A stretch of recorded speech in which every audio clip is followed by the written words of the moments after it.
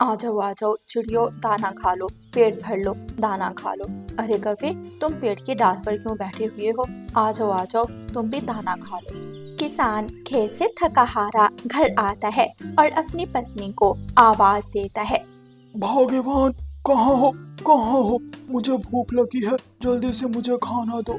जी, मैं अभी आपको खाना बना देती हूँ। मैं चिड़ियाओं को दाना डालने गई थी।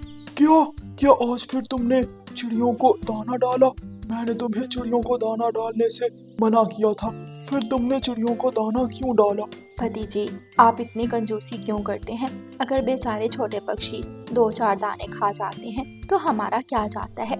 ऊपर वाला हमें इसके बदले और दे देगा। मैं दाना मेहनत से कमा कर घर लाता हूँ और तुम सारा दाना चिड़ियों को डाल देती हो। जाओ, निकल जाओ मेरे घर से, और तुम भी जाकर जंगल में उन चिड़ियों के साथ ही रहो। अब मैं तुम्हें अपने घर में नहीं रखूंगा।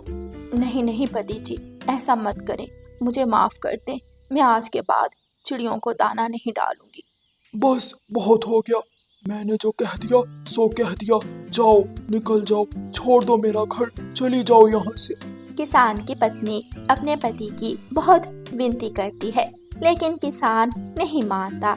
किसान अपनी पत्नी को घर से निकाल देता है। किसान की पत्नी बेआसरा और परेशान जंगल की तरफ चली जाती है। जंगल में चलते चलते किसान की पत्नी को रात हो जाती है और वो एक पेड़ के नीचे बैठ जाती है। मैंने सुबह से कुछ नहीं खाया, बहुत भूख लगी है। अगर कुछ खाने को ना मिला तो मुझे रात नींद भी नहीं आएगी। रानो चिड़िया अपने बच्चों का दाना लेकर वहाँ से गुजर रही थी कि किसान की पत्नी को बैठा हुआ देखकर वहाँ आ जाती है। माँ जी, आप यहाँ जंगल में क्या कर रही हैं? चिड़िया, मेरे पति ने मुझे घर से निकाल दिया क्योंकि मैं पक्षियों को दाना डालती थी। मैंने पक्षियों की भूख तो मिटा दी, लेकिन आज बेघर हो गई। माँ जी, घबराए ना, नेकी के रास्ते पर मुश्किलात हमेशा होती हैं, लेकिन नेकी का रास्ता हमेशा कामयाबी पर जाकर खत्म होता है। रानो चिड़िया जल्दी से उठती है और मीठे फल के पेड़ से कुछ फल तोड़कर किसान की पत्नी को ला देती है। माँ जी, आप ये मीठे फल खाएं।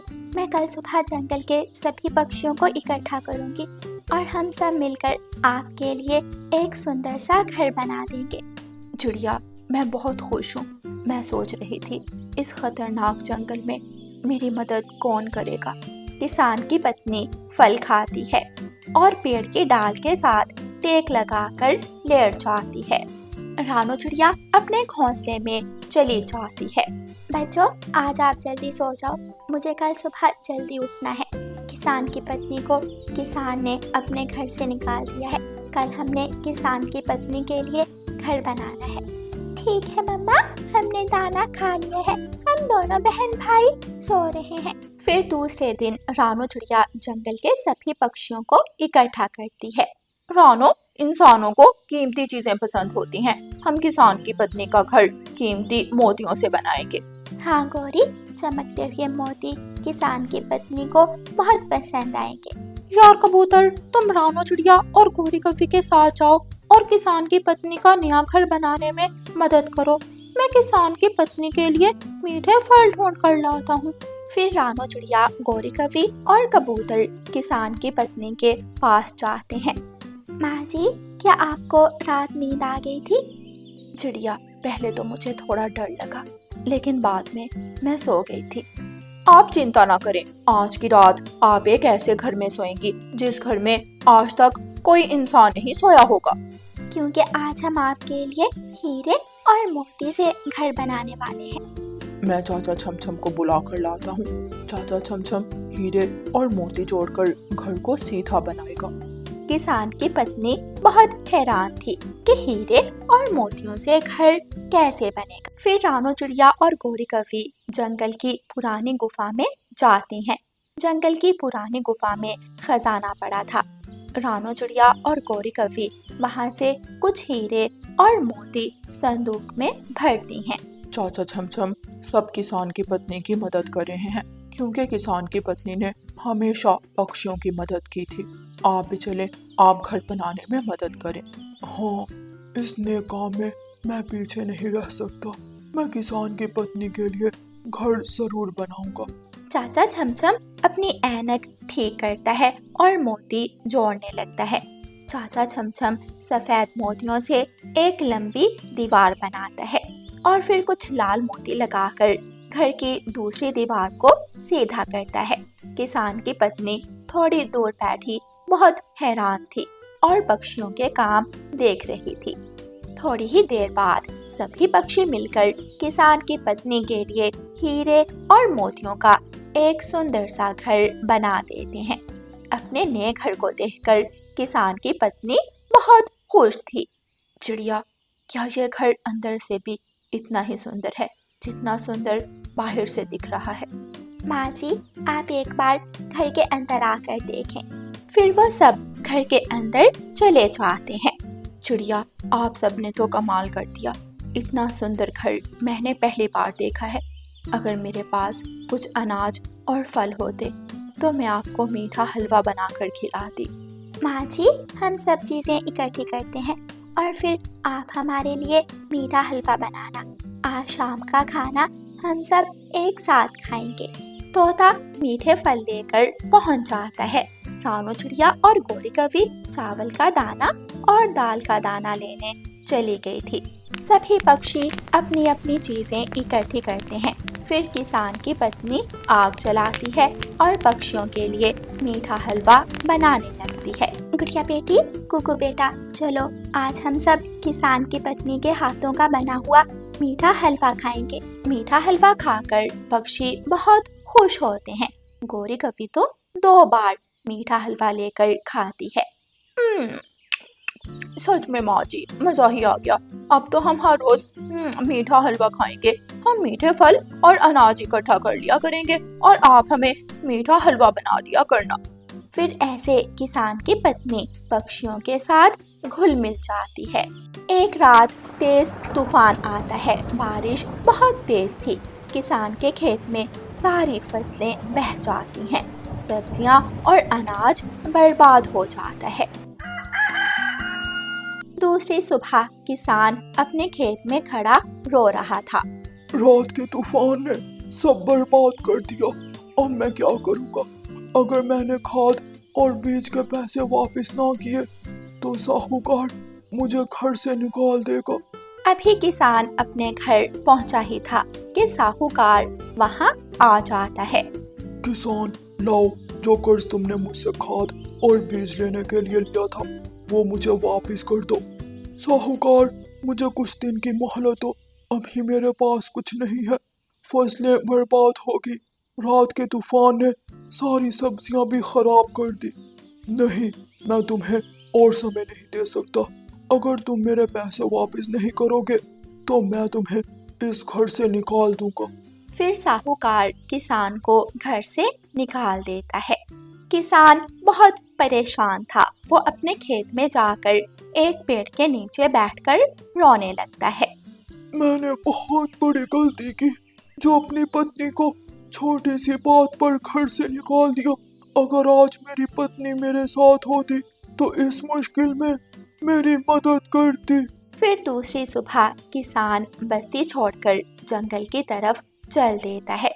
किसान अपनी पत्नी को ढूंढने लगता है।